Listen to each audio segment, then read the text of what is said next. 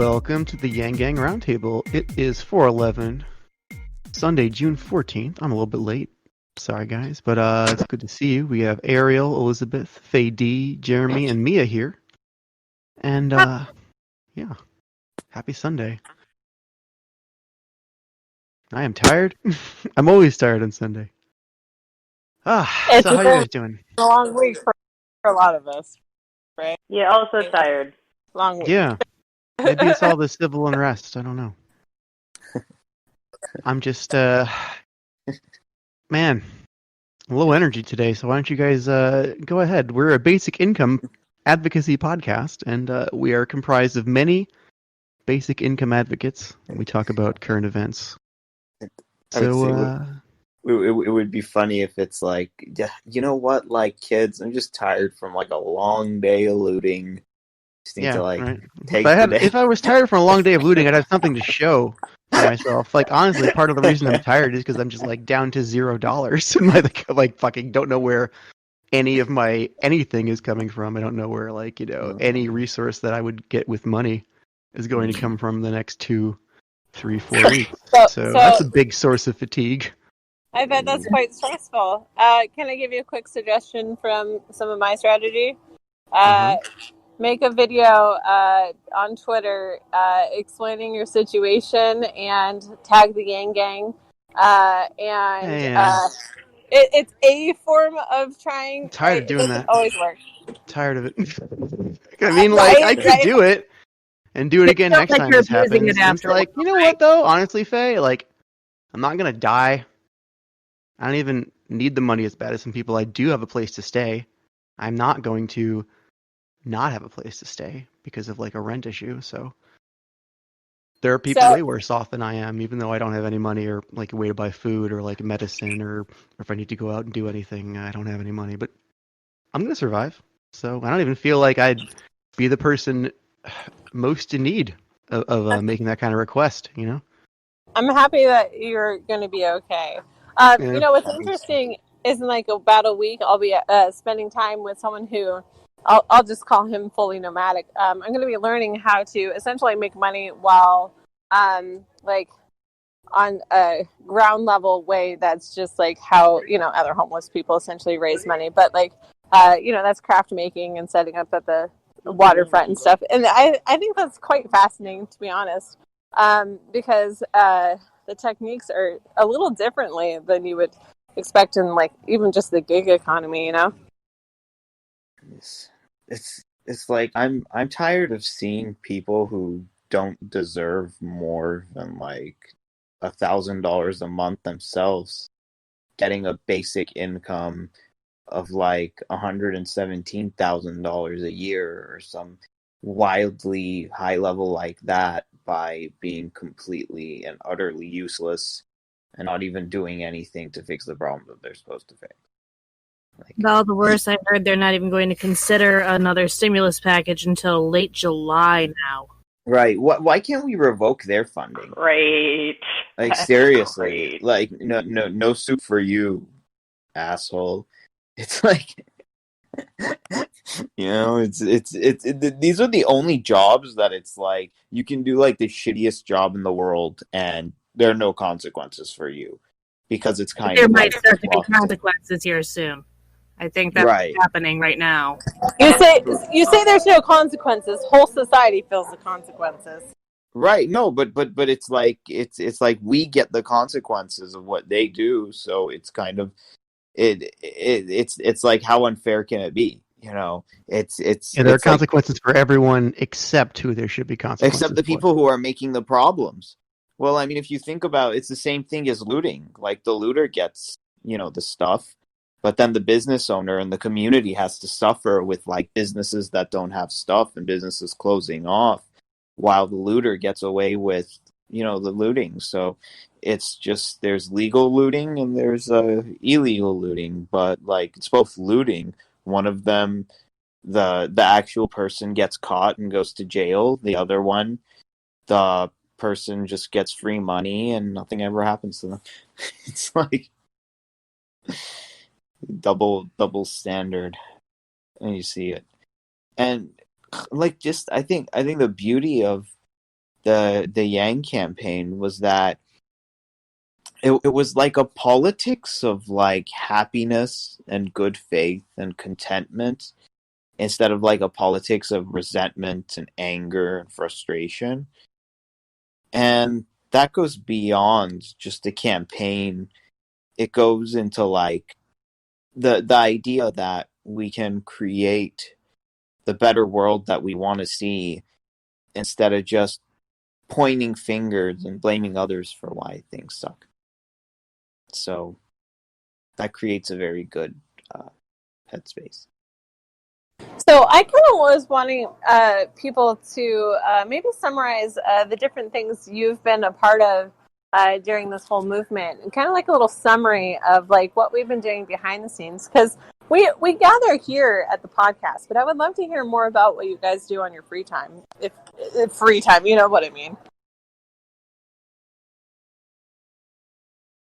For me, the biggest thing I do is just the humanity hangs, and most of the rest of my time is dedicated to my nonverbal child. He's a bit of a handful, so that takes up a lot of my life. But the humanity hangs have been what I've been trying to do to help out the Yang Gang in general. It's very nice and slow paced, so I can pop in and talk to people and like help them through this experience. It makes me feel good.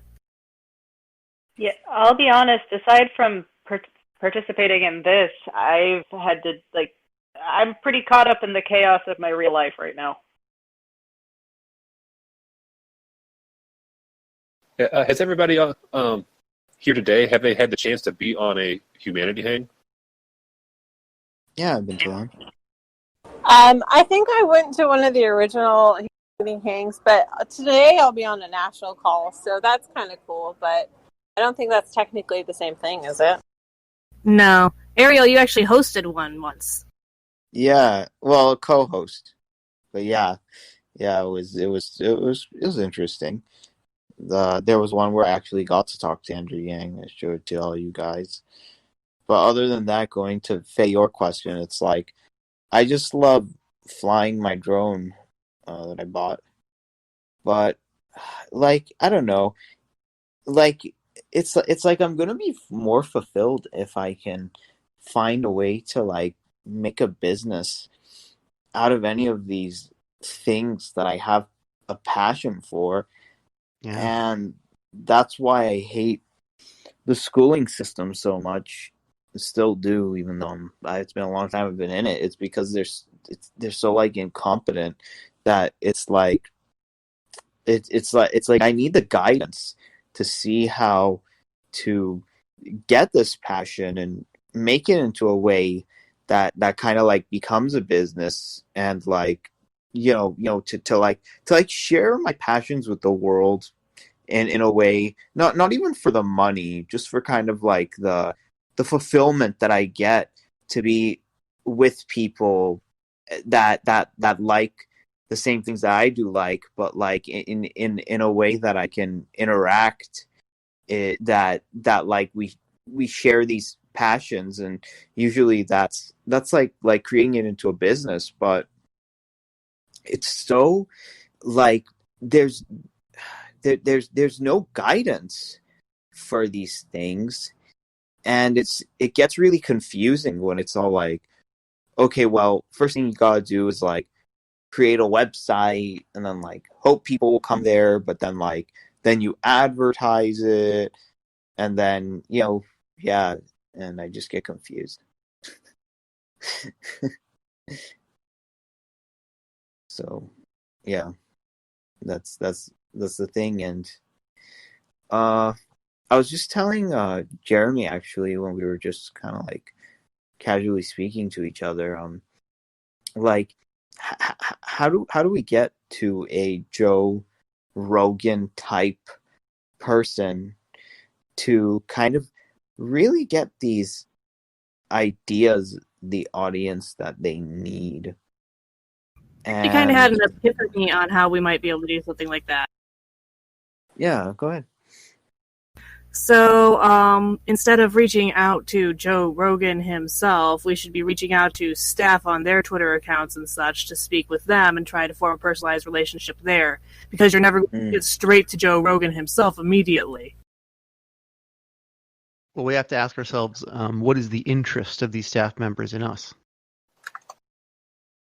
Same interest as Joe Rogan's would be, I would assume. I think we can pull it off at some point in our life. We just have to learn how. We gotta first find common ground. Joe Rogan's podcast with David Pakman was talking about the pull yourself by your bootstraps idea being like nonsense, because no one can predict what a person's past has been like. Everybody's gone through a certain set of their own struggles. They've had certain parents, whether they were supportive or not. They've been in a community that we don't know if it supported them or not, or had its own problems. Their teachers, their mentors, their uncles and aunts, their sisters and brothers. It's all like a crapshoot, you know?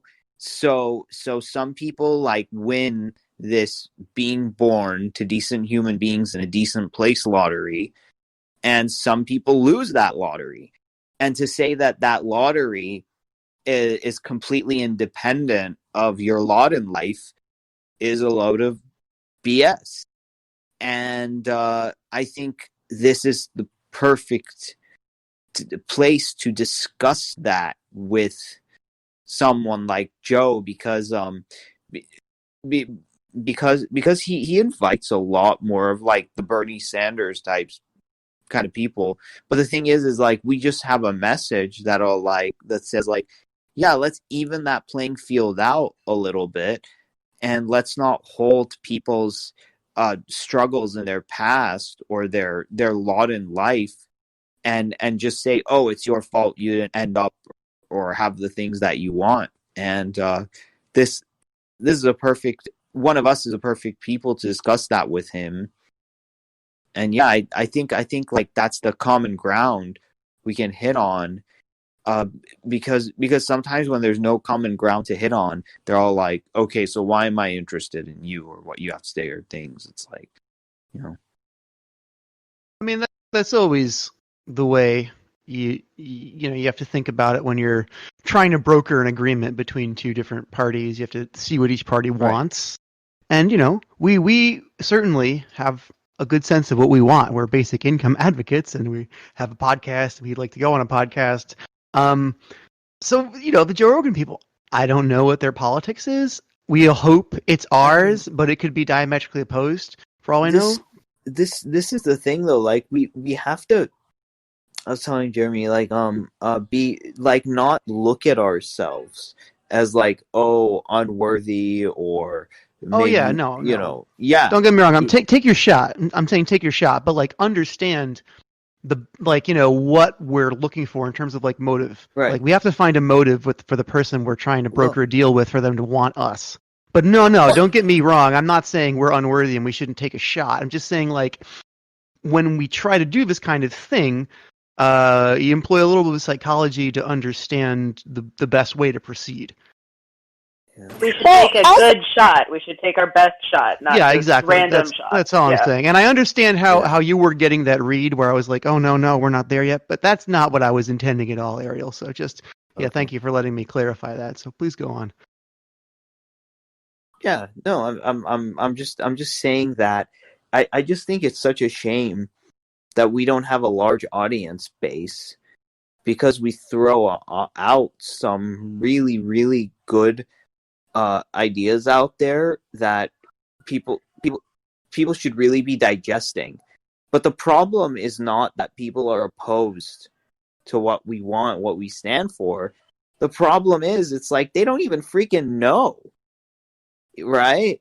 And it's like things take time to build in general. Like if you really think about it, we haven't been doing this that terribly long, and we definitely haven't had like a set schedule even that long compared to how long I think we have like one episode in February. So pretty much since March we've been doing this. So Over 3 months, but not. But the thing is, we can evolve the way that we use social media as a collective, like, entity. Because if we can achieve, like, working with people such as, like, big authors or Joe Rogan or, like, movie stars or directors, like, we change the face of what's possible. That sounds good if they're interested in, having a conversation on basic income. Yeah, But I think we there also are people that should be part of the team that might not even know it, right? They don't know they're Yang Gang, but it's a they're viral media. idea. We're evangelists. Evangelize and see who responds. Yeah, for sure. Jeremy, you were saying? Yeah, I think we for what we are and how many people that our show reaches, I think we actually punch above our weight class pretty heavy. I mean, we had we had Broyer on, we had Tim Ryan, we had Rokana, Steve Marchand, I think, was a big one for me. I think we get some pretty impressive guests on the show. Yeah. Now, don't get me wrong. I'm very happy with the state of the show. I am the fatigue I'm experiencing has nothing to do with the show. I'm very excited about the show. Even talking about it's like raising my energy. But it's like I'm living in the same America as everybody, and like, man, it's just been so hard. It's just been like a big emotionally taxing week for everybody, and for like the way that let me just share some of the personal ways that played out for me. Like, I had like a little an argument with Ben, who's been on the show a couple times, and like he's mad at me. I think he's not talking to me now. I'm sure he'll talk to me in a bit, but like stuff is so stressful, and it's like it's just our class difference coming to a head. He has to. I'm sure. And he's in a whole different world. I'm sure there are things he would say that would be unacceptable to some people in his life that I'm telling him, and that's what we're all up against. And everyone's so stressed, and to have run completely out of money at like the same time was like eating ramen and just not sleeping very well. And I agree with, but the podcast is going well. Yeah, I agree with both you and Jeremy, and yeah, I'm so impressed when these people come on, and I'm like, wow. But you see, here's the part that like when I think about it, it annoys me. It's like, like how many people, how many things that go viral that are of no consequence to people's lives, as in like it's just a funny little laugh, or it's just a stupid thing that somebody did, or it doesn't last. It just goes viral, and millions of people across the world see it. Like, let's say, like, the coffin dance. I don't know if you guys all saw that. Like, that became really famous, and, like, it was those African guys, and it was pretty funny. Yeah. But then, things that are of real consequence and can help people, like someone like Jacqueline with all her struggles that are going through, and things that really require like critical thinking and heading into like a Star Trek kind of future that are drowned out by stupid bullshit. Yeah. So that's why I keep saying, like, hey, like if we can get like a lot of views and a lot of audience, then it's about time that intelligent discourse about like creativity and where the future can head and all this like awesome stuff, like we find a way for that to get the eyeballs and for that to go viral. Then it's like we found a winning formula over here, To be honest, I mean, it's pretty hard to get anything information dense that requires critical thought to go viral, because that's usually things that people are getting just a quick visceral enjoyment out of. And I'm frankly not gonna knock it. It's just being some happy little thing isn't inconsequential. Like, they go viral because people are like, they're enjoying it. They're sharing it with other people because it's making them smile and laugh. And boy, howdy, is that a necessary thing right now. But you see, like, this is why we're in the mess we are now. Why we have this uncontrollable virus and people like protesting on the streets.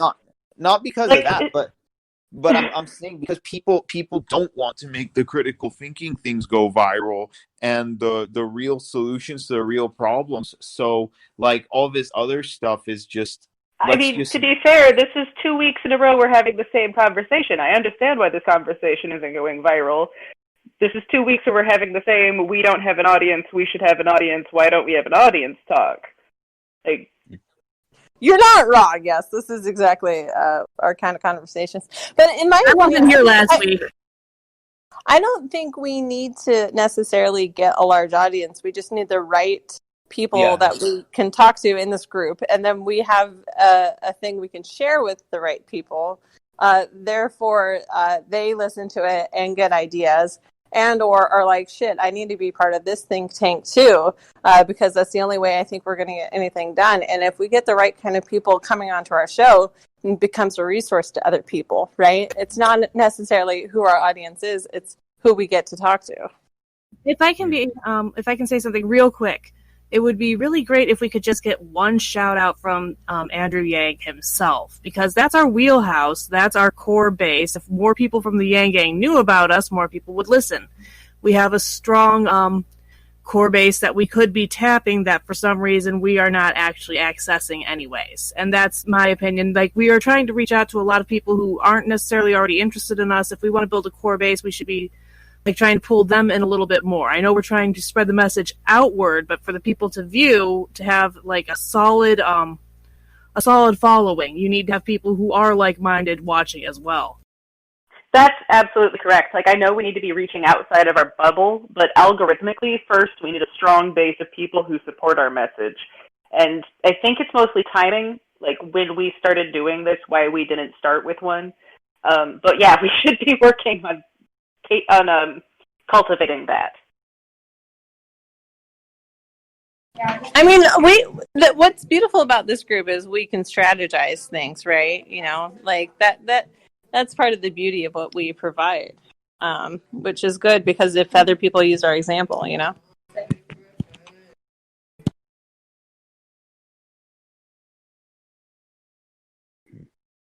Anyways, yeah, I think that subject's kind of been exhausted a little bit, though. So did anything besides protests happen in the news this week? Like, has anything happened with the CARES Act? Are we getting any closer to anything resembling a UBI? No, they don't.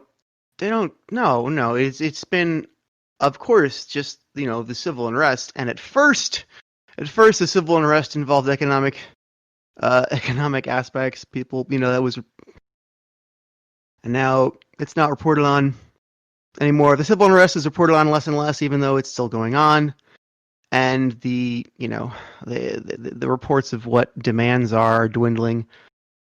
And it's not going to matter until about 6 weeks from now when they predict that the stock market's going to crash again because people are getting kicked out of their homes. Then in August, they're going to pretend that they were worried about it the whole time, call an emergency session, and probably pass some quick thing that everybody will just be like, "Oh, we're just so fucking happy you did something about." Yeah. Sorry, that No, don't. Yeah, I mean, I hope it's 2,000. It'll probably be another like 1,200 though. They probably won't even up it. And who knows if it'll? Who knows? Yeah, they're not going to act until, again, they are just doing it to stop the rug from being pulled out from under them too quickly. So what kind of strategies do we need to start working on? What is the next step for us then? If we're already tapped out on our other things we've talked about, what's next?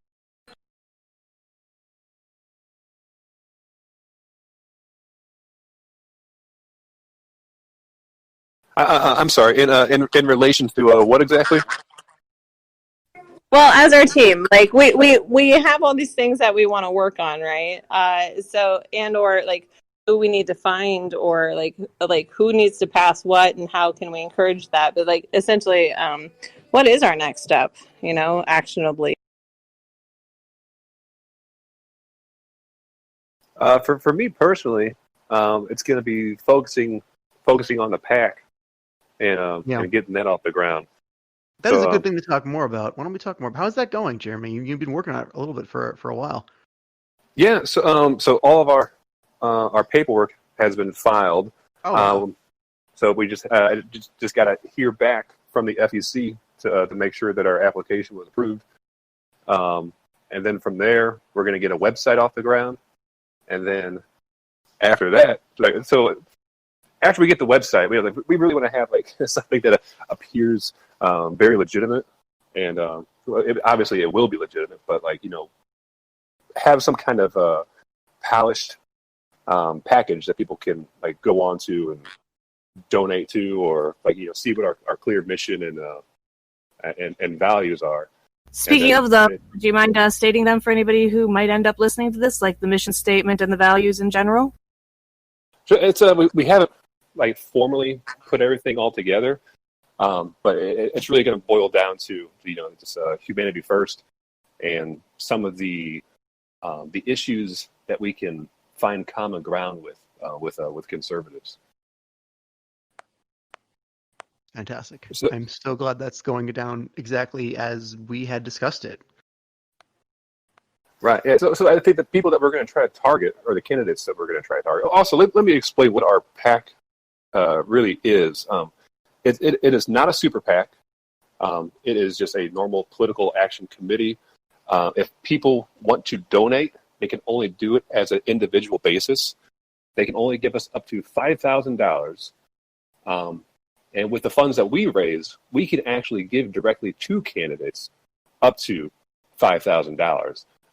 But we can still do all the other things that a super PAC does. So, host ads, billboards, yard signs, those kinds of things. But we can also give. Yeah, but in those down ticket elections, $5,000 can be huge. Yes, right. Look at Jermaine Johnson. He won with less than 3,000 votes. Exactly. Anything is possible. So we're going to try to infiltrate these deep red communities. There's a reality with the American electoral political system is there are I guess you could call strongholds in this country that are going to be red Republican no matter what. And so those are the places that we're going to try to identify and coordinate with, and those will be our target areas. So in general, we'd be looking at more of a rural type areas. That's good. Yeah, it's really unfortunate that Dan didn't do better, but I really, really wish he could run again or run for a different office or something, or be involved somehow in this. Right. Well, I mean, at least Dan got his name out there. He's definitely someone that we want to partner with first. So, would definitely like to get him back in not in campaign mode just yet. But whenever. Well, I mean, he's just such a valuable resource intellectually. He's got just the right mind for this project. So I just, he's such even as just like a consultant, he's kind of key. Yes. I feel. Yeah. Yeah, 100%. What kind of things does consult and how do we facilitate that? I'm sorry. Can you repeat the question? Who could he help consult? And how do we make that happen? What I would like to do is just have a private conversation with me, Dan, and Zach, and just lay out, some insight from what it was like during his campaign, where resources would have been helpful for him, what the Yang Gang or a political action committee could have done to support him to get his message out, and really just identify those key areas and expand them into other campaigns as well. Jermaine Johnson was actually on the Humanity Hangs for Thursday, I think it was. And he said that the biggest thing that the Yang Gang provided for him that was the clincher for it was 100% the call banking, phone banking, and all the calls that came in through there. He said over 3,000 votes seemed to be directly from that or something along those lines. I can't remember the exact wording, but the phone banking was hugely important. Oh yeah, everything is on the table in terms of how we plan to support candidates. So yes, definitely things like phone and text banking are things that we would like to get involved with. It just comes down to getting access to that voter information and the cost associated. But yeah, that's definitely something that we want to work our way into.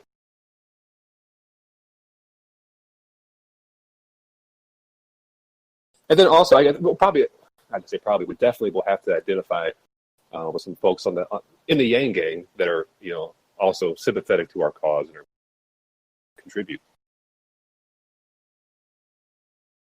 Well, it's a very diverse group. You should be able to find some very passionate Yang gang on the right side of the fence over there. Oh, for sure. We've had some on. We had Rio. When we kind of conceived of this idea, he was there, so I hope he's still involved to some degree. Even if he's not, he's still, he's a good person to have the option of consulting. And we didn't say his full name, but Dan Larson is Dan for Montana, who ran. He did not win his race, but he was attempting to be the first, Republican to win a race in the UBI caucus. So I really hope he inspires someone else to pick up that torch. But the super PAC, we kind of have picked it up at least. Like, this is really going to be key, because if it's not a unilateral effort, then it's not going to work. It's going to become a political football, and it'll just become like a purgatory issue, like healthcare. Right. So yeah, a lot of the things. Oh, go ahead. No, go for it.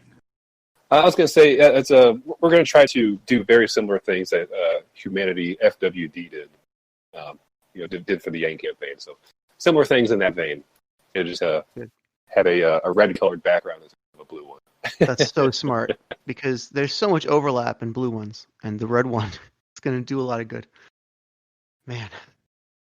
Did you guys see that post I made that was like pretty much like congratulations, you have passive income? Yes.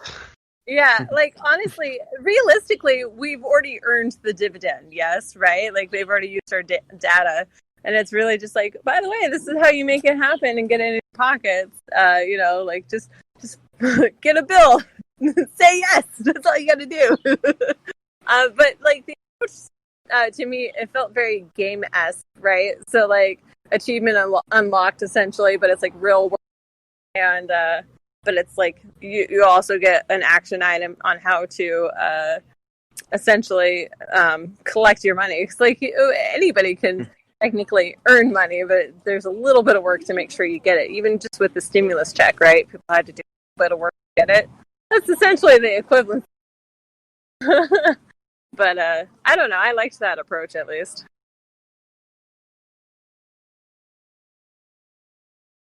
I really wish we had that, man. I was going to vent a little bit. I was going to vent about this week, man. Let's hear it. Like, I had that argument at the beginning of the week with Ben. And Moto, and Ben have been, like, talking politics since time immemorial, since we were, like, in high school. And, when he was volunteering for the Warren campaign, and Chris, or Moto, was all for Bernie, and I was all for Yang. We were, like, really... Stuff got really heated, but Ben was physically distant from me and Moto, and he's also maybe a little more sensitive. So he would just like give up the conversation for like weeks at a time and then come back. And so I feel bad because I got into a heated argument with Ben, and he had just come back to this political chat that me and him and Moto were having on Discord, like a 3-person DM. And so he's gone, and he's mad at me, and I hate that. And then like the next day, I'm completely out of money. My brother, who I live with, is also out of money, and like we get into a little tiny fight over nothing, and we're just so on edge because of everything, and we have no money. And he's super mad at me too. And brother's not talking to me today, so it's a shit day. And like I we don't know like what we're gonna do for dinner and stuff. So I'm like, I call my mom, like mom in Florida. I'm like, hey, can I borrow like $100? I hate to ask this, being a full adult, but me and my brother, we don't have any money. And she's like, oh no, I have to give my dentist $3,000, and I'm asking people to borrow money this week, so I can't help you out. And none of this would fucking have happened if we had a UBI. Anyway, I just want to get it off my chest. I feel better.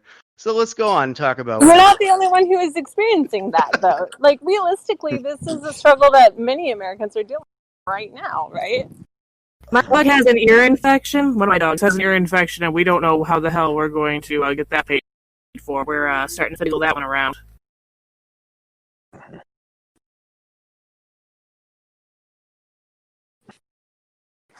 And then sometimes like I'm getting this like unemployment compensation, and then I feel like I start feeling a little guilty. I'm like, should I just start like throwing this money at like random people because like I don't know, but then it's like, well, I don't know what's going to happen after, it runs out, and then I'm like that's number one. And number two, I always wanted to save this money up to do something really awesome with it. So if we had a UBI, I wouldn't it's like I wouldn't feel that guilty for not just wanting it to throw this money at random people. And then I'm like, but then I think to myself, hang on a second, but there are people with like shit tons more money than I have, and why aren't they helping these people out? And it's like, and when this compensation runs out, like, what do I put together from there? So like it's this weird strange mix of feeling a little bit of guilt for like maybe I should like donate a lot of it, and but no, like I don't know what's going to happen in the future, so I better not throw it around. It's like, it's the second one. You better not throw it around. Like, honestly, you don't want to end up in a position where you are then having to ask somebody else to put themselves out to give you money. Just save it for when you need it, so that way you're not becoming, you're not having to rely on somebody else. I know that feeling, having to rely on other people. It's heartwarming that they do it, but you feel terrible too accepting their cash when you know that they can't be in a much better position themselves. Especially, it's bad. It hurts. Right. Yeah. It's pretty ridiculous how I think Crystal said it best on the Hill. She said like how Congress just drowns the corporate sector with money, and then all of us have to like put up GoFundMe pages. It's like, what the hell, And like, but who should really have a conscience and who should really be feeling bad are the scum who create these laws. But they're the kind of people who wouldn't care if they're asking for money and they even have more and somebody gets less and they just pocket it.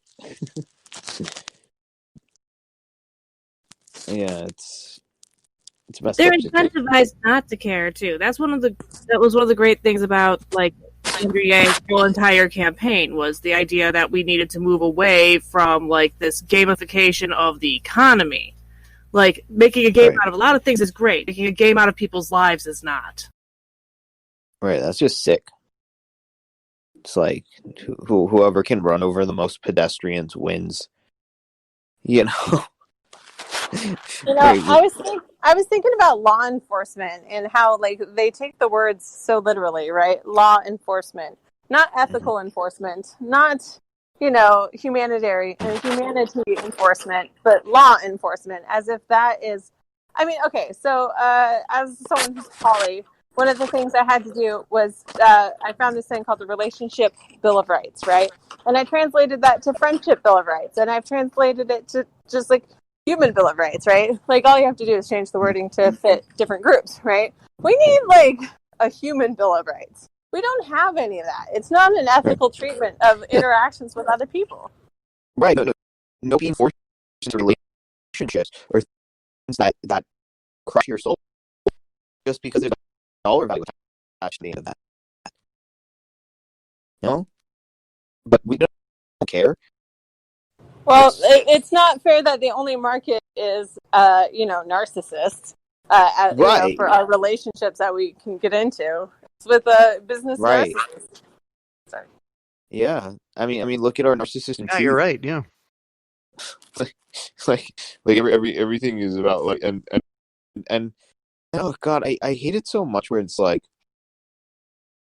we've just become this country of like multi-level marketing and online courses where there's always some like the vast majority there's always some asshole making a recorded commercial like, oh, does your life suck? Are you having trouble with your finances? Oh, and you know, traffic sucks. So come and join my MLM or get my online course. And here's some people who did it, and it's like, I remember when blah blah blah in my life, but then I got his online course, and oh my goodness, Fucker, man. And it's Guy like poses in front of some expensive rented car, pretends right, it's right, his. He's like, "Do you want to it's like rent a no, car and pretend it's yours like I did?" it's no, but fuck. Yeah. Like this is the only economy we have right now are narcissistic douche muffins getting in front of like you know all of this stuff and they're like they're like the only choice because we've created an inhumane economy that exploits people so much that like these it gives power to these narcissistic douchebags making these commercials for their online products because the regular paths are so fucked up that now that these paths that are even more fucked up look like legitimate choice. It's pretty scary. Can I just say? Oh, go ahead. Go ahead. I was just gonna say I want a shirt that totally says "narcissistic douche muffins are not my type." I would buy that shirt if I had the money to buy that shirt. Whose type are they? Some people's. Surprisingly, a large number of people's. Yeah. It's because we have a literally predatory economy where the entire point is to shed the most weight, make the most profit, and it has nothing to do with the quality of your product. It has nothing to do with the quality of life that you are creating for the people that you are employing. It has nothing to do with anything but the exact amount of dollars you make above your expenditures.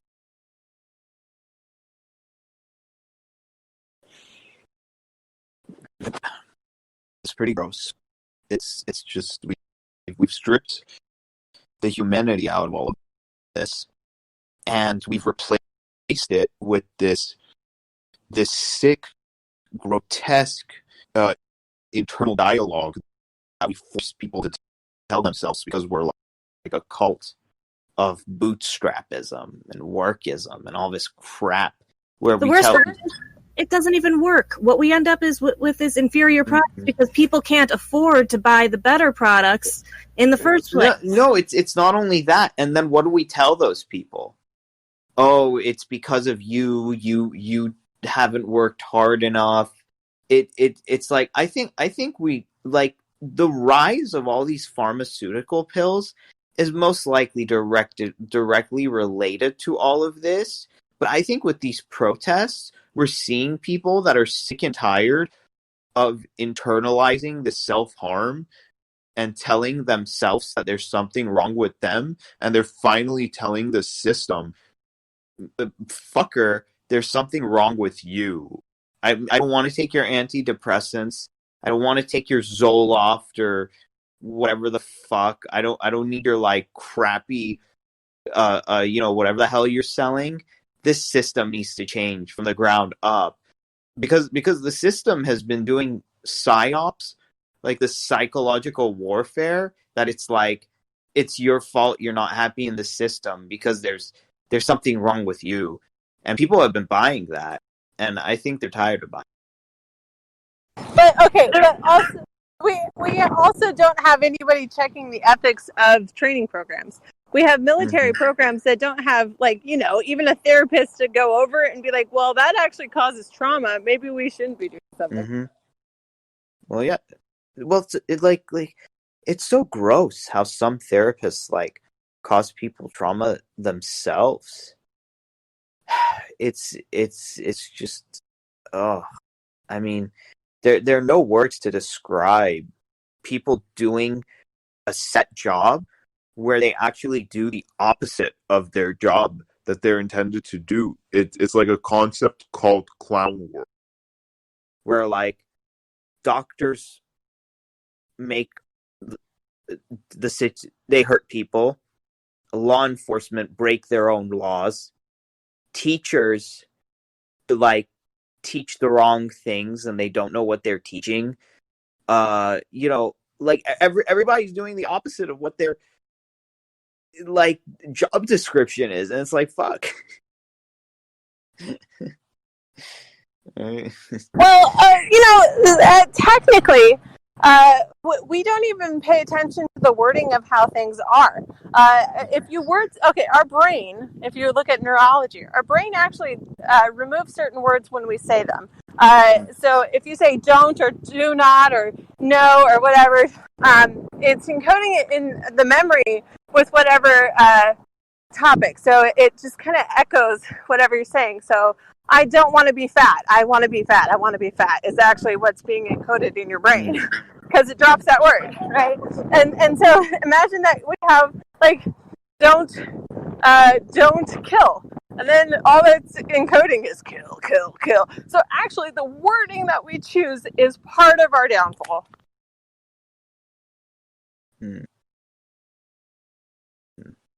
Which is actually why I think the Bible is extremely. It needs to be rewritten to get more positive. Like I'm not religious, okay, but the problem is the religious people are looking at the wording that's like "Thou shalt not kill," and then it's just dropping all the other words in our brain, and that's dangerous. So their whole religion just needs to be tweaked a little, just wording wise, and then they might actually become a little more ethical, in my opinion. It's pretty complicated, so I'm not going to go into that too much. I agree. It's complicated, and I just think that like collective trauma, I don't know about that. Like is like passed down from generation to generation. I don't think I think if it wasn't for collective trauma, this wording thing wouldn't be such a big deal. I just think it's all this like collective trauma in people's lives that people are like constantly pushing underneath the rug, and we have a culture in this fucked up economy that we lived in with our like garbage leaders that's like what can I say, like don't like you shouldn't be talk about your weaknesses or your vulnerabilities or what's bothering you, because then it's like, oh, then no one wants to be around you and nobody wants to talk to you, and it's like but hang on, no, like that's what a community's supposed to do. They're supposed to get the people who are the most vulnerable or the people who are the most weak and the people who are the most struggling and see what they can do to take them out of there, to see what they can put together. But it's so gross and it's so disgusting. It's like we get the person who's already doing well and who already has everything they can possibly get and more, and we just worship at their altar, and we leave behind the people who actually need the most help, and we wonder why our country's so.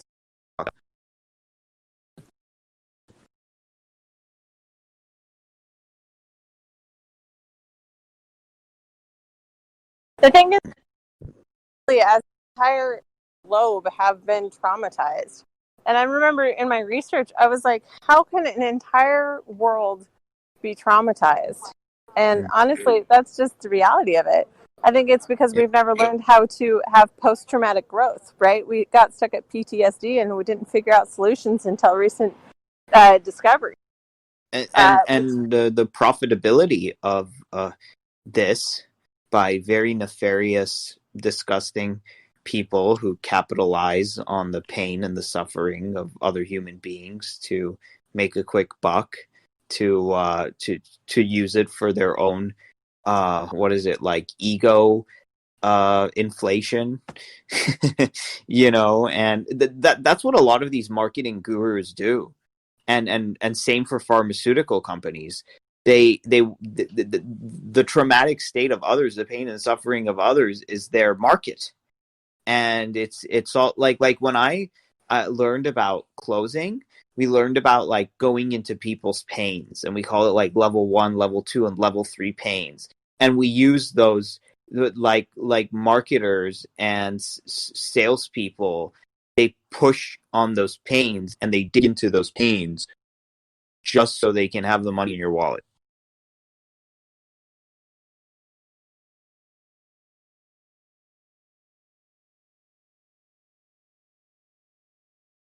On them, I have no money in my wallet. Then they tell you to take out a credit card. I don't have enough credit for a credit card. Right, exactly. So then they just let you wallow in your pain. Well, I don't know if they were even intending to fix it or not. They'll say like, if you don't buy this thing, like you'll feel even worse than you already do. So then you just end up feeling worse than you already do, even if you did buy it. Probably, I don't know. It won't make a difference. Depends on what you're buying too. If you're buying something that is actually going to help you advance yourself, you actually probably feel pretty good about it. Mm-hmm.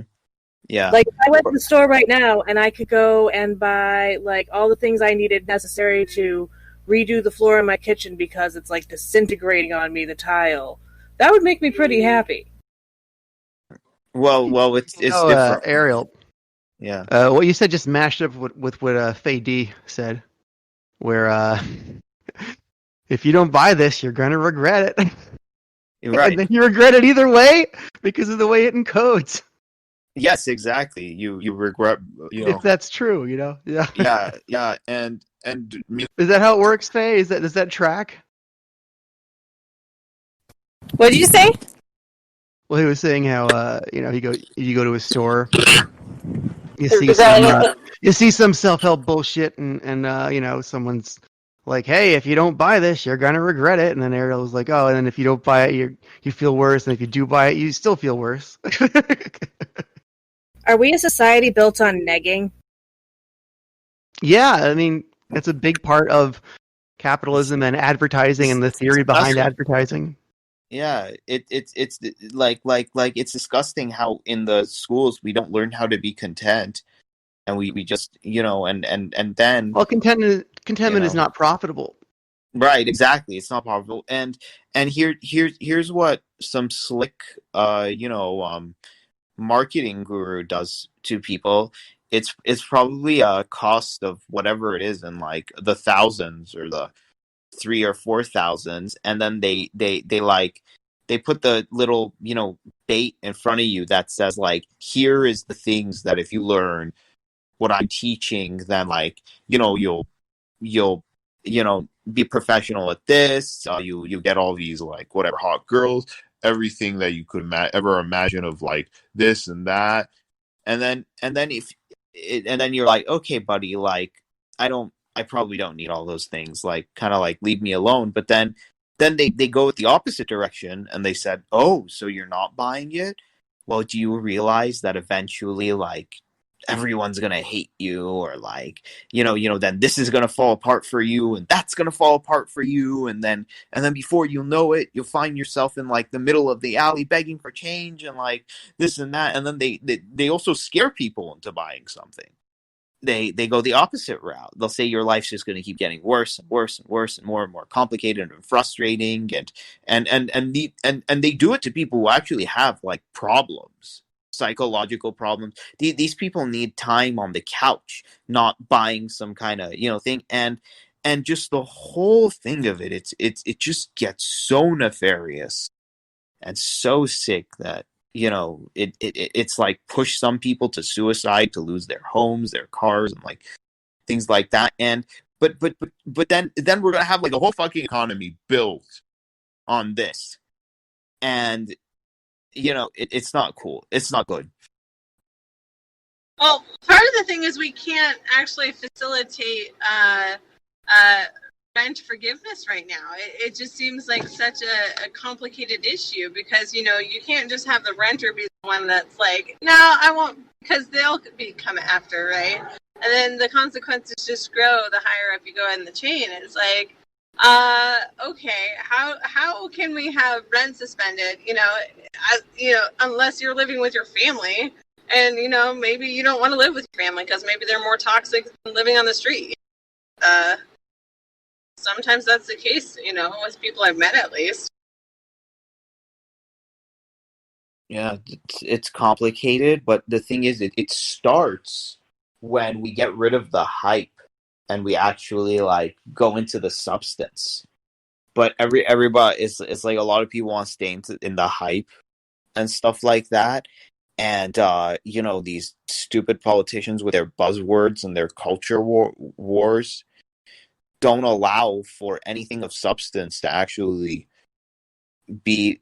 Hence, why we're all here, why we're all talking about this, because when this actually important stuff that like needs to be worked through gets caught in like this hype tornado, everybody's screwed.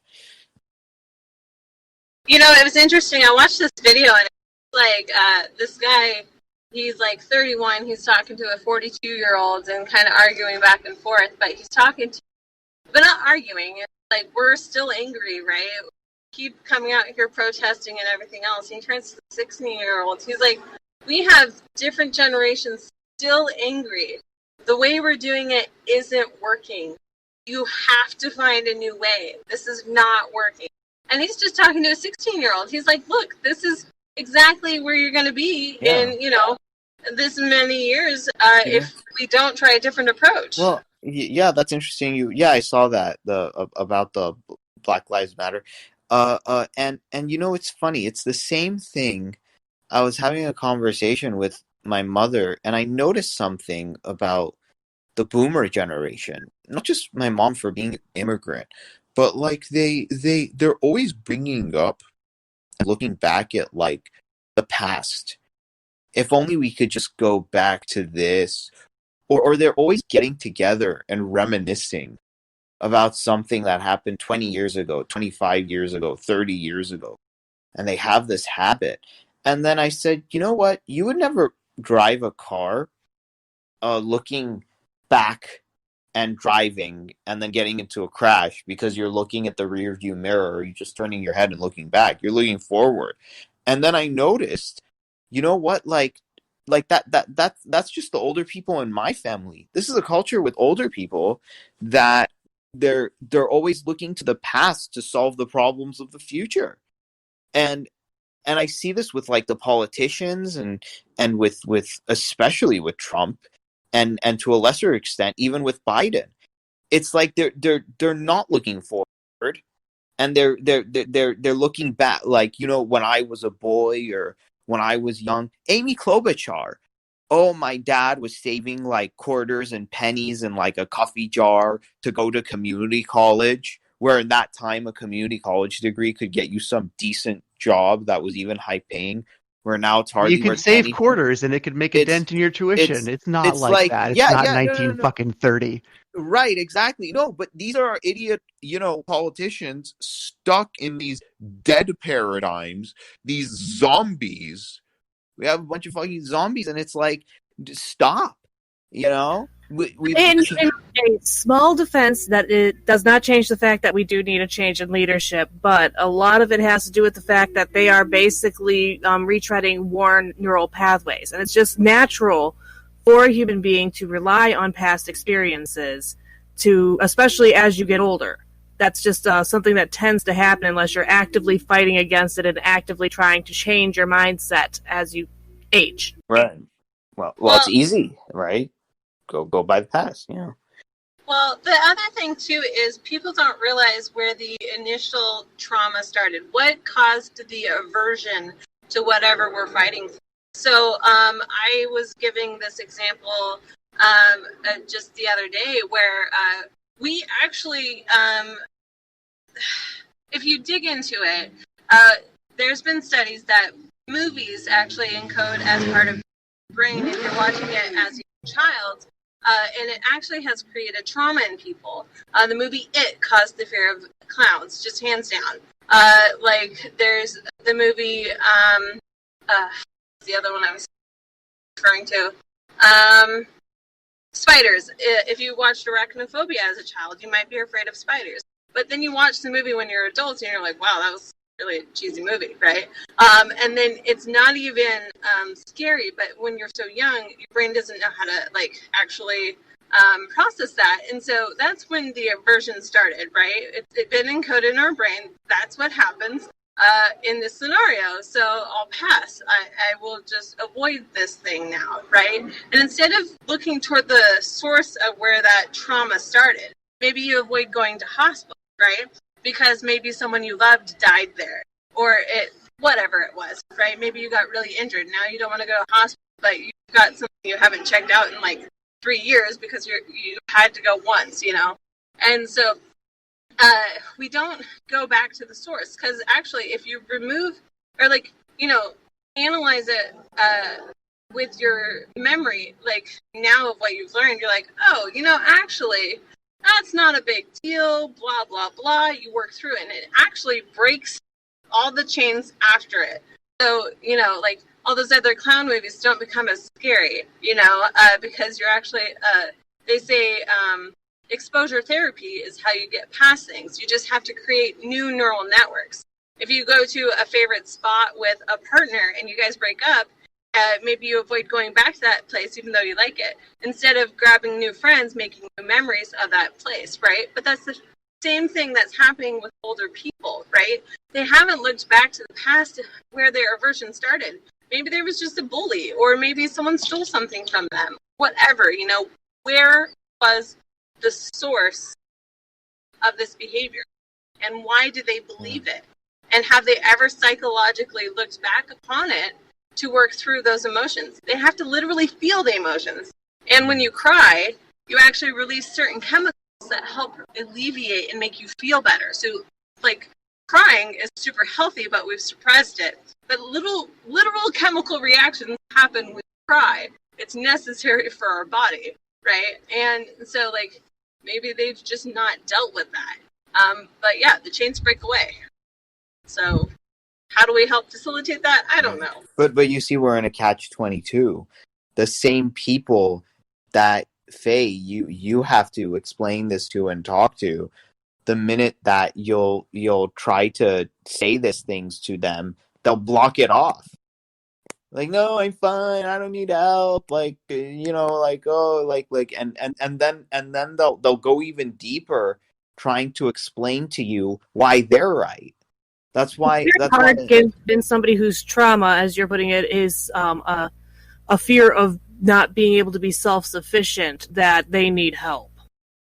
Right, and that's where it comes from, and that's why like the phrase "okay boomer" kind of came into existence, because all the time you want to explain to the older people something, they're like, oh, you're too young to understand, and you're this, and back in my day, blah, blah, blah. And then you're like, no, please. Like, no, like, we're trying to explain this to you in a way that makes sense. Oh, you're just an entitled millennial. You don't have a work ethic, blah, blah, blah. So, okay. A lot of this is people boxing people into roles, too, though. And there is kind of a natural thing where you come to the defense of your own people when somebody tries to pigeonhole you like that. So I think that it's actually kind of harmful to like try and force people into those roles and be like, I'm trying to teach you something that you should know.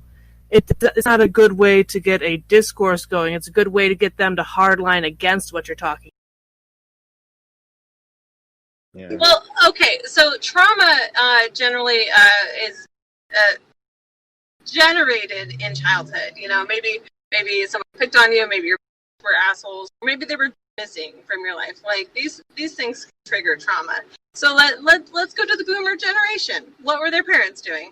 Okay, so what was that time frame in their life, and what were the lessons they were teaching their kids at that point? How were they traumatized, and how do you address that trauma? Did their parents go off to war? Did their parents die in war? Did they work too long of hours? You've got to have to visualize in the past far enough back to figure out what type of trauma they would have encountered, or the false education that they got, right? And then you can actually probing questions. You don't actually even let them know that you're trying to help them through a trauma, right? You ask questions like, oh, so like when was the last time, you had to ask for help, or when was the last time you got a handout? But you don't say handout, right? You use what they talking about, and you ask the questions, and then you start looking for a source, right? And if you do enough research, you can figure out normal, like, habitual patterns of source trauma, and then you guide the questions there, and then you ask them questions on, like, you know, what would you tell 10-year-old self, you know, like, and like, you're here now, what would you tell your 10-year-old? Because your self-talk is probably a little harsher than what you would tell your 10-year-olds, because that's your innocence, right? That's who you, or maybe not, I don't know, but people would like to be nice to their inner child, maybe, you know?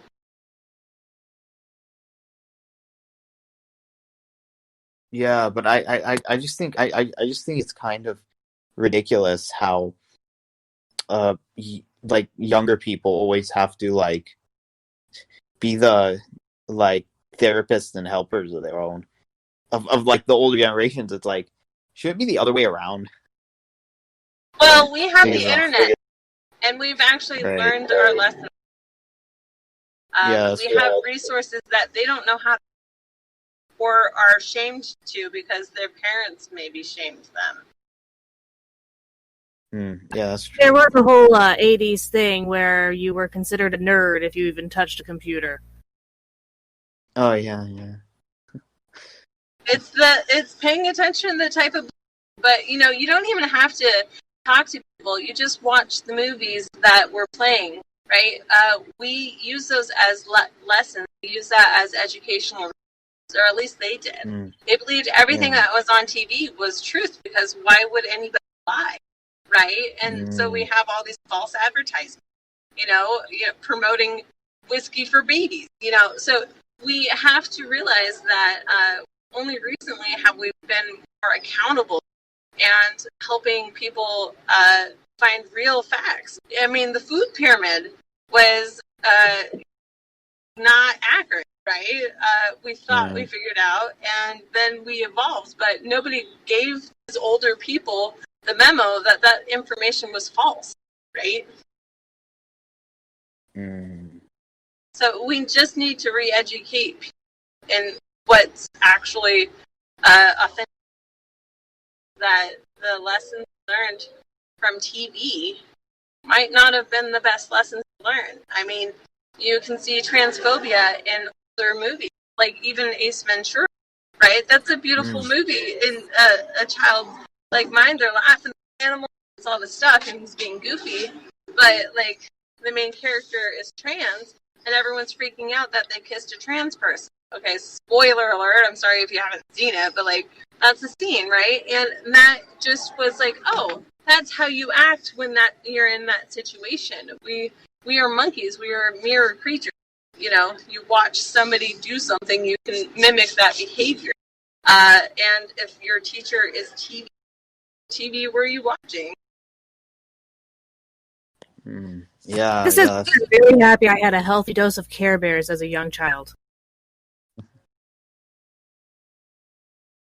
Yeah, I think we sometimes we get too caught up in like, well, I watched that too, like attacking and finger pointing, but then it's like we should really try to understand. That's why in like the early days of the Trump presidency, I really didn't like a lot of like just the initial hatred towards him, because it's like, okay, but like, you know, when he was just starting out, or not even when he's like campaigning, I think all those people that really didn't like him at that time should have, like, when it is an approach to like actually try to start a dialogue with him and with his supporters in good faith, instead of just attacking. So they just made it worse by just constantly attacking and demonizing. So they just pushed those people all the way to the freaking deep end, and like, we find ourselves where we are. That's happening across all the boards. Everywhere you can find a place where a position can be 1 or 0, somebody's on 1 and somebody's on 0, and there's no in between lately. It's very difficult to come together when you can't agree on anything, or even just the premise of something. So then you just teach people how to act media through movies, get them emotionally attached. If you have spikes in emotion, you encode memories. They become more solidified, right? They become kind of more memories. So if you get someone emotionally attached to a movie, you walk them through the emotions they need to feel. Boom! Then they're like, aha, right? You help them get to the aha moment, and you're just stepping them through it. Because if you create it, we can step into any reality, right? We could be a mermaid, or we could be, a space fighter. So we make these movies and we become these people. We need to allow people to see what it would be like. This is just like, can we do that? I mean, we can help facilitate like that project to be made to actually guide the future generation. And TV's doing this, but you see, and now this is why I think that it's just a shame that the audience, if we had like a big audience level, just what we said right here, just somebody out there who's having problems or anger or is pissed off or is just like lost, this could be really valuable for them. So that's the only reason why I say like get Joe Rogan and this and that, because like when our conversations go to these places, I think it's so productive. But then it's like, no, it's like a gigantic fireworks show with like beautiful fireworks, but like you only have like 5 people sitting there seeing it. So yeah. I think more people need to know about the psychology and neurology of TVs and film and other influential creations, because they're essentially little spells on us humans, because we get lost in a book, right? It doesn't matter what the creation is. We have to be mindful about how we use our creative magic, right? But people don't understand the power of creative magic. Like, I mean, that's what it is. You can help rewire people's brains. Creation. And at a certain and the sick part is that when our brains get wired against ourselves, and that's actually what Sadhguru talked about. It's like, this thing is inside my head. Why would I want to turn it into an enemy? But sometimes you are raised that if you think like when they say if you don't get fault, then that means you're bad. If you are financially struggling, there must be something morally wrong with you. So you see how nefarious that is? I think a lot of times that message is not laid onto you like somebody specifically criticizing you, but somebody like, for me and my family, we had been very middle class at one point before my family didn't know how to deal with the internet, and several of the people in my family lost their businesses in that transition. But they would constantly point out to people who were in those situations and have open discussions about how terrible they thought those people were in front of me.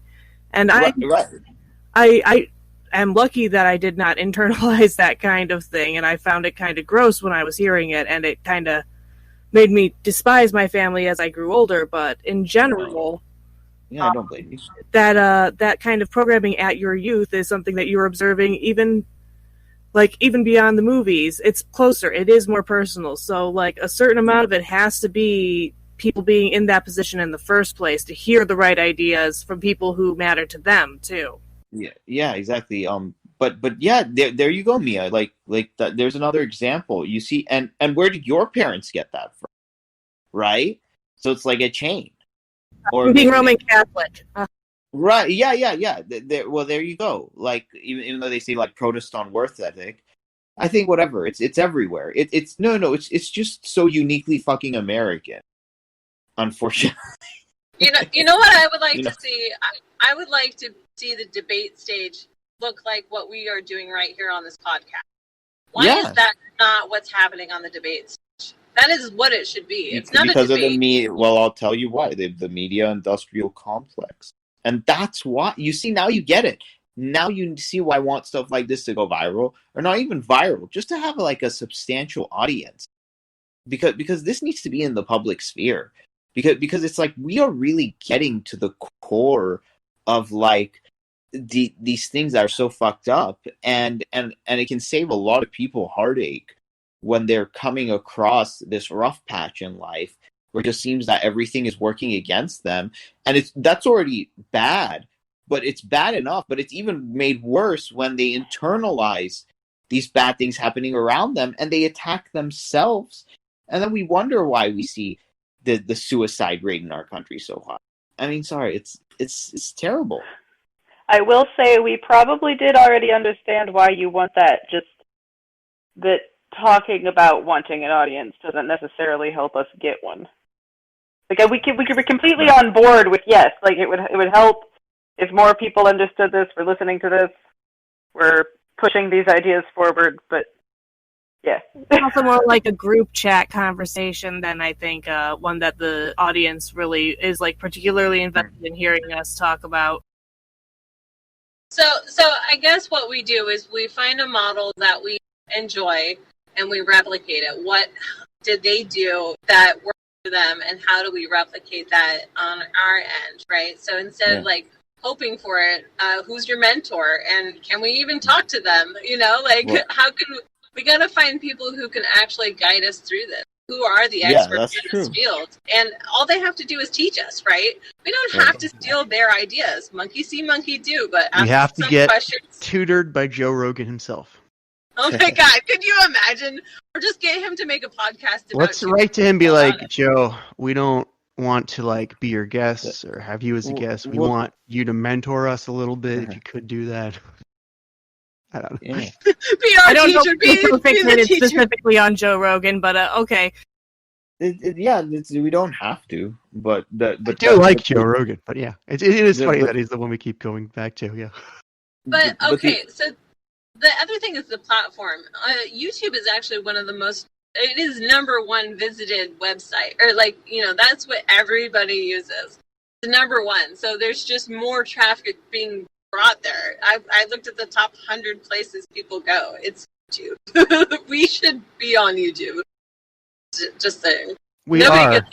Yes. But like, I think if we streamed on YouTube or like did what these, I don't know. It just seems. Do you mean if we can find a way to simultaneously cast both on Twitch and on YouTube? That is possible. It's stuff like that. Yeah. I think but remember what I told you? I said that the shout out was what worked best for me and my channel. That's how I reached up to 1,000. So that's why I bring up the importance of just that, because it was just because I tried all the other routes of like upping my quality, upping my content, just kind of like SEO, putting more tags. But that shout out got me like so many in just one day. Yeah, I mean, you can get a lot of followers based on shout outs for sure, but like, I mean, what is going to bring people back, and what do people know how to use, right? And so, but like, also, I think if we had live video on YouTube, people could mention things in the comments, and then they would be interactive, right? And it's actually, like, I like going on live YouTube streams, even if I don't normally listen to that person, but I feel like I have a voice in the conversation because it's live and it's on YouTube, a thing that I actually like and gives me alerts that I actually keep on, So it could be you have a Q&A section. Yeah, and or maybe something I didn't even think about, and they're like, hey, by the way, But I mean, I did tarot readings on a Facebook Live, and I got people I didn't from other countries even, and they're just like, oh yeah, I'll get a tarot reading, It's like you open up who can join in on the conversation by allowing the live stream chat. And I think people want to feel included and, important as humans. Mm-hmm. Well, so I guess maybe that's an that's why like we don't watch the legacy media anymore, because that's not the way it is. It's like we've got these two douche bags and they're just like attacking each other, and it's very like gladiator-esque kind of circus bullshit on like the legacy media, and people are just tired of that. It's very low conscience too. You know? I don't know. I Right. make word because I couldn't afford cable, so that's my excuse. It's not an excuse. It's just common sense. It's a good thing that you do. It's like you don't need to excuse yourself for not wanting to go to like a pig farm to watch the pigs like, you know, do whatever they have got to do in the mud. So, you know. Right. We also just need help evolving, and we just need, I was watching Simon Sinek, who's one of my favorite kind of go-to guys for psychology and other stuff, advice. And one of the things he had talked about, he was recently posting videos, and he's like, people are worried that their businesses are going to close. He's like, the only reason they would close is they didn't evolve with needs, right? You have to, like, maybe you turn a fashion thing into making face masks, right? And switch your market, you switch your mission statement, evolve, right? And you can go back later, but if you can't adjust, do you at least know someone who could help you, and ask questions and like, hey, I need help, can you help me? So it's like this.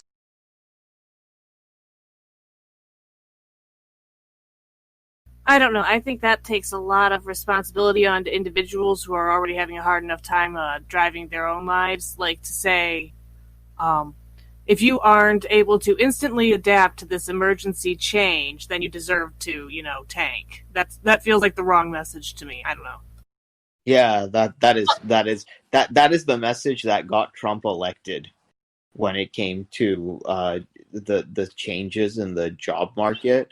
That Democrats were like, well, if you can't adapt to code and instantly change, then you probably just deserve absolutely nothing. And that. Well, that's why I mentioned find your mentor. Maybe use this as an opportunity. Well, I think it's also a good opportunity for people to pause their lives and be like, all right, okay, am I even happy? Do I need to try something new? Or finally address other things that haven't been addressed in their lives. Like, I mean, maybe this was the opportunity and sign they were looking to get out, but they didn't quite want to admit it to themselves, I think it's only an opportunity if you were not living paycheck to paycheck to start with. I agree. UBI would make this whole thing way less stressful, and because you're using up all your mental bandwidth on like stressing over money. So like, I get it. Like, it's hard to even think clearly if everyone's in panic, right? And I'm not trying to just be contrary either. I just, pros and cons to everything. No, I like it. You guys are totally right. I'm open to like evolving my opinions and viewpoints, right? And sometimes I have a harder time seeing the other side. I when I read Andrew Yang's book, like, I was like, shit, I should prepare for the worst case scenario. What do I need to teach myself, And I was like, and now I'm like, okay, so now I need to hang out with a nomad who can make money on the street at a different level than what society's been doing. That's my, cautionary thing. But like, I'm just trying to stay ahead of the, to be like, okay, society's heading this way. And what is my thing I need to at least learn about, right? But I can do that because I'm not paycheck to paycheck like other people. I have extra bandwidth in my head that paycheck to paycheck don't have, especially when there's impending debt coming your way. So children depending on you, or an older family member who needs to be taken care of. There's a lot of things that can tie a person to the lifestyle they're living that are life and death that don't seem like it until money stops coming in. Yeah, you're acutely aware of what you were for granted, right? Mm-hmm. I think we need more people to like adopt. I say adopt, like adopt a friend. Like, hey, I am doing better. Whatever. Like, can we just adopt each other real quick? To some capacity, because I think like if you had somebody you can lean on in this situation and not be lonely and feeling so like just opening that door, I need to be adopted, and like people, yeah, I actually have the all adoption that like we need foster care right now. Foster care for adults sounds good right now. Is that something we could do? Like, not like to a full capacity, but like, is there a reasonable version of that could be created? I think like that's what we see, like so many people creating all these online relationships, because it's like the people in their their vicinity are like the ones that they can't get through, and then it's just a wider net that you can cast in the online world. Yeah. And I get and I get that's why people like open their computers and their phones and they feel so much more at home, and then when they turn it off, it's like they're going somewhere else. It's, I don't know, it's pretty interesting. Yeah. But you get caught in different kind of rabbit holes when you go down that path. And I think there should just be like back in the old days, then we used to have like a public square or something like that. There should be like a physical public square where we can have the chance to meet like-minded people. Like that would be nice. Actually, in like a physical space where we get to, do that, because a lot of people they don't have like school was never a place for me where I had a really hard time finding like-minded people, and at work, it's like you hardly get a chance. But it's like I like it more where there's like the actual but that's the thing with some of the places in our country. It's like those places don't exist, and it sucks. It's like all we have are like malls and shops and like I don't know things that have money as a barrier to entry. Right. Things that have money as a barrier to entry. But damn, like, and I'm not talking about like your local park as like a public square or something like that. It has to be like a little bit different than that, but just like a nice wide open space with like some interesting architecture, maybe a few fountains. They can just go and like hopefully meet a like-minded person, and it's like you're physically there instead of just online, because it's everywhere online, but in like physical spaces we can use more of it. So we should just reclaim all these parking lots that have been abandoned. And we should just get community members to bring over extra furniture that they don't use anymore, and or create like a community sculpture in this abandoned parking lot. And just like they themselves are the ones redesigning a vision for their community and make it adaptable, but then they also feel like they contributed something personal to themselves, so they've actually got emotional hooks in place too, because they're enjoyable, like it's joyous for them, like, and that wouldn't even take any money, right? That's just someone saying, here's my parking lot. And our active program's already doing these kinds of things. I don't have them like on hand, but like if you look them up, there are people who are trying to make like these kind of community sweeping changes on a more local level. And if can we get them on our show? I don't know. Like I said, I don't know them offhand. Yeah, we should look into this, I think. But yeah, I mean, but see that anybody can like do that, right? You just got to come up with the idea and then figure out who Right. you need to talk to. And the it's like these places are not like a freaking grocery store. Right. Yeah, it's Well, Andrew different Yang was areas. saying all these places are closing up, right? They're boarding up. They're not even. They're becoming more dangerous. How do you reclaim that area? But by Right. making it yours, and then the people who normally maybe be dangerous there are the ones who help decorate it and they have fun. Right, because I like a lot of this dysfunctional behavior is just coming from boredom. He says when the malls close, place of life, they're like negative property value. It's like you take away the boredom by creating like something freaking recreational that people can enjoy and do and have fun with. It's like, come on, like let's be creative, let's be interesting. People are, I don't know, they've lost that thing where we can do that. It's kind of sad, but I have hope that like creative, interesting solutions for like a new future time, instead of just thinking as everything as like a policy change and like yeah, whatever. Well, I think just some people need to recognize the boredom and like it. I mean, they've done studies, okay, of like people will actually sit in a room and they touch the thing that shocks them, right? But they're so bored, like ow, that sucks. But because they're so bored, they'll touch the thing that shocked them, right? And they'll just keep doing that, and because of boredom, right? Yeah. So we do that in a larger scale. It's the same thing with the rat and cocaine experiment.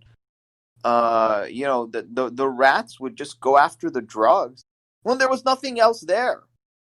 But when you gave them like a theme park in their own little rat land, they're like, oh, screw the drugs, let's do this fun ride or some shit like that. And it's like, hey, government, stupid fuck, give people fun things to do so they don't engage in bad negative behaviors. Fucking idiots. And make it not cost so much, right? That's the thing. Exactly. Yeah. Community-sponsored events. Yeah. Just like, and don't get rid of community-sponsored events for like an MLM meeting in a hotel. Assholes. Well, I mean, if you think about it, like gathering places right now in today's society is actually being reduced even more because of COVID, right? And so people who normally gather to work on projects even are like getting bored.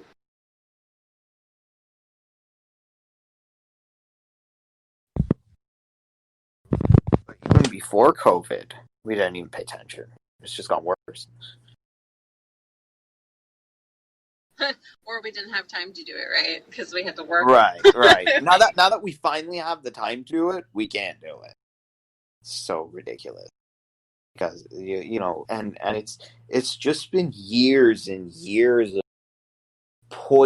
this poisoning of like you have to feel inadequate because you're not being productive. Like this disgusting, dysfunctional, uniquely American idea of just like, oh, like killing it, hustling, killing it, hustling, killing it. It's like, shut the fuck up.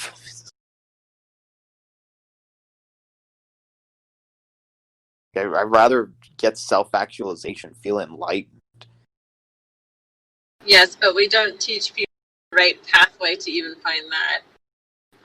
But hey guys, I'm gonna actually have to get going slightly early. I have my puppet show.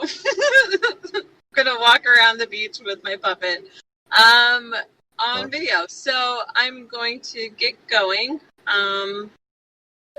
Such a joy to work with you guys. But if you're going to follow me, my Twitter handle is at Tisdoney, Tisdoney. Thank you guys, and I'll see you next time, okay? Bye, Faye. See you again soon. See you, Faye. Bye.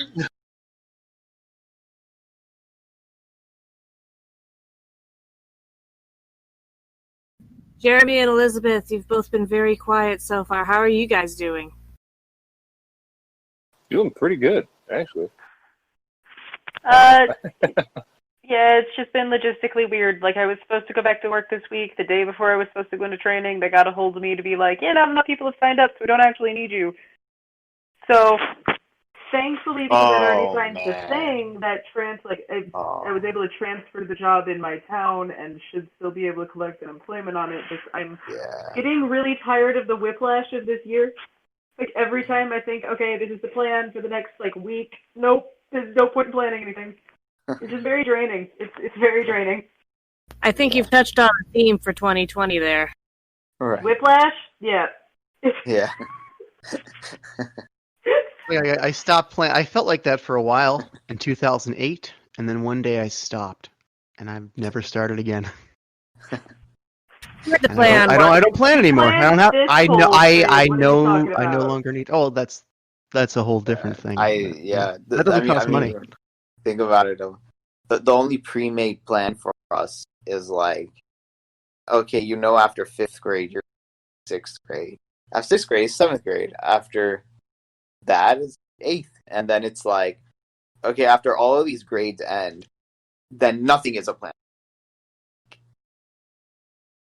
It's everything can fall apart. No, so you were supposed to spend those 12 years doing your planning for the rest of your time. With almost none of the information and no practical experience. It's fine. Right.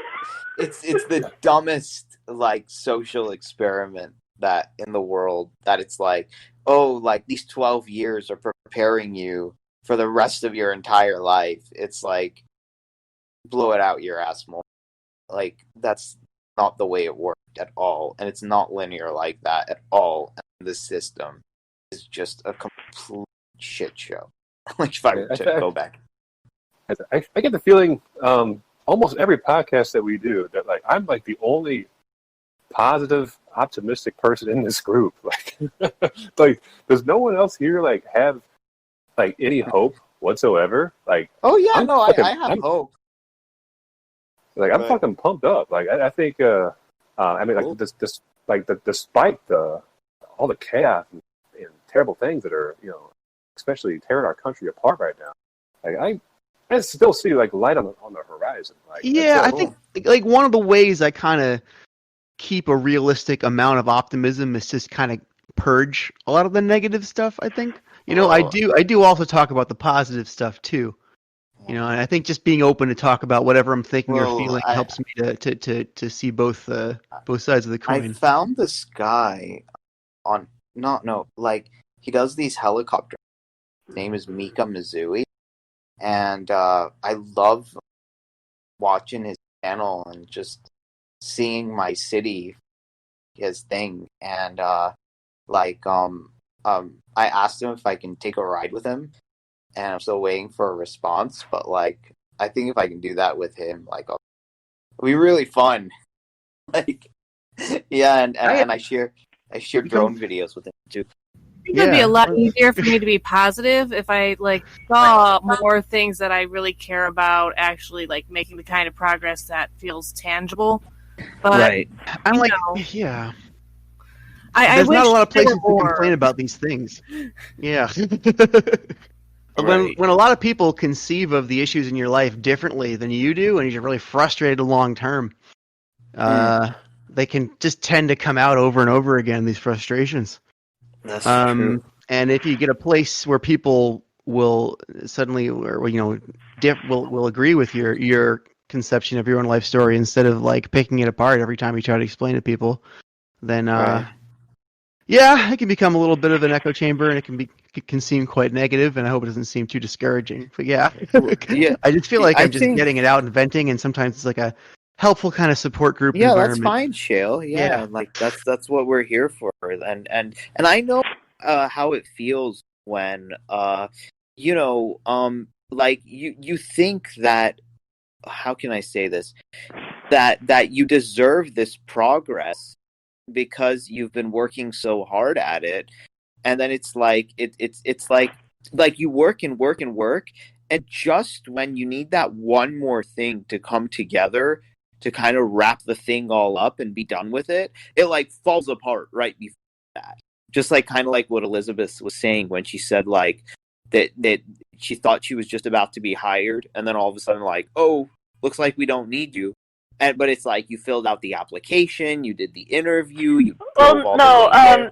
You know, I had a job before. I was furloughed because of the coronavirus and was on unemployment, and my job called me back, and then were like, no, because they work in childcare, so they had just opened up slots to people locally. They expected to be swarmed by people needing childcare, and no. right. Which is good news there. Like, I wish tourists had reacted the same way that parents are reacting, because my fiance is completely swamped at work. They're up at 70% capacity again already, and that's without like conventions. So concerned. But I'm just saying, like when you've worked and worked, and like and you never got compensated for work, but you thought that the work was finally going to pay off, and then all of a sudden you just dive back down to like nothing, and it's like you might as well have not have done all that stuff that you did before, and you would have ended up in the same place anyway. Those are the things that get on my nerves. Back to Jeremy's point, though, one of the things that energizes me, and that is going to probably make me have a slightly better outlook soon, is when we do have that congressional testimony thing that Angelo is working on, on, and the Tim Ryan stuff going on. That's going to make me feel like something's actually happening. Like right now, there's a lot of limbo, and I feel like limbo, the longer it stretches, the harder it is to pull yourself out of it. Yeah. I agree. Yeah, I'm really looking forward to that too. Have they set any kind of date for that yet? Or I know Congress sessions are so hit or miss right now. As far as I know, they haven't, but I don't. I'd have to ask Angelo or anybody else involved. Or Hannah. It's Hannah too. Mm-hmm. They have a website, isn't it? Testify for UBI. I think. Yeah, I think it's that .com. Let me see.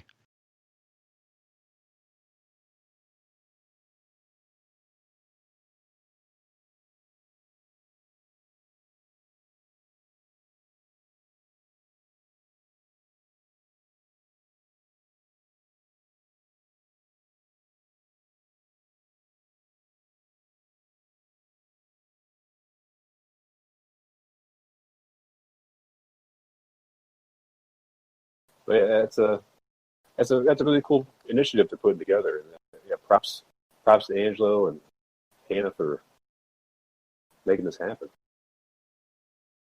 Yeah, I'm reading the website now, and they are collecting videos. I wonder if they're going to. Do they plan to present the videos live?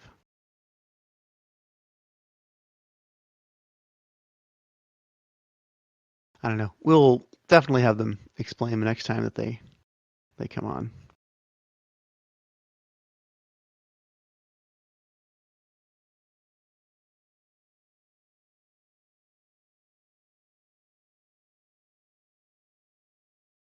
All right, I guess we're coming up at 5 minutes to the top of the hour. Yeah. Is it anything else people would like to discuss today?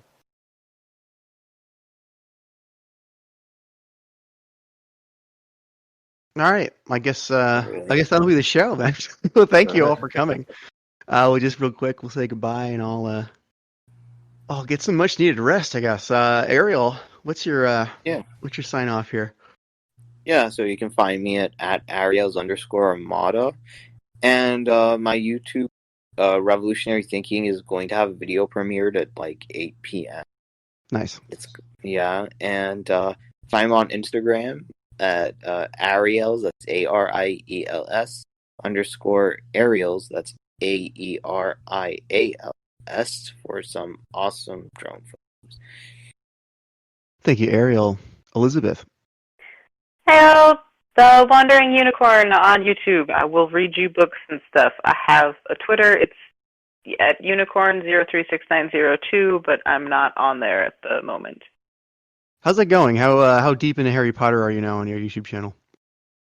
We are just wrapping the last chapter of the first book, and then I think I'm going to have to move to a book-by-book format instead of chapter-by-chapter, but... Have you ever heard of something called Wizard People, Dear Reader? No. Wizard People, Dear Reader is an overdub of the first Harry Potter movie by Brad Neely, and it's fantastic. He just replaces all the dialogue. So, if you're just finishing up reading that might be a good kind of capstone to reflect on, and it's really funny. Okay. Just Google it. Wizard People, Dear Reader. Wizard People, Dear Reader is the title. So, I would love to be able to watch that myself. Oh yeah, for sure.